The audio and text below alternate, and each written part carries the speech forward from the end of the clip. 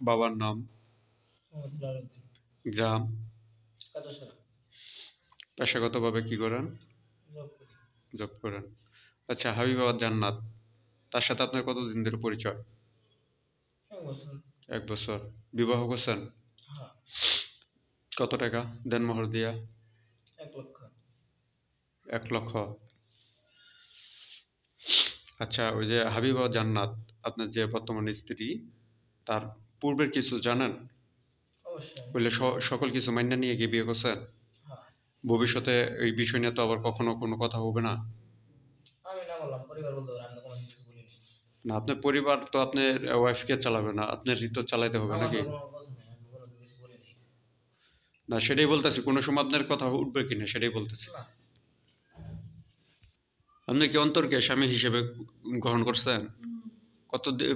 কতদিন ধরে তার সাথে সম্পর্ক ছিল? 1 বছর। বিয়ে হয়েছে? কতদিন হইল বিয়ার?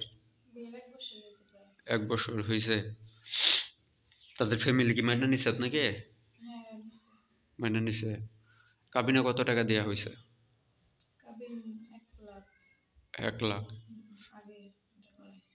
আগেরটা করা হয়েছিল, আগের কাবিনে 1 লক্ষ টাকা। পরের কাবিন কিভাবে করছেন বা কোথায়? কোর্টে। কোর্টে। ওখানে কত টাকা কাবিন দেওয়া হয়েছে? 5 লক্ষ টাকা।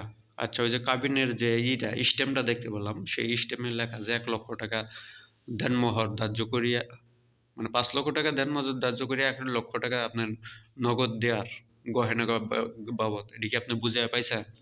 এখনো বুঝায় পান নাই। এই বিষয়ে আপনার স্বামীর কিছু বলছেন?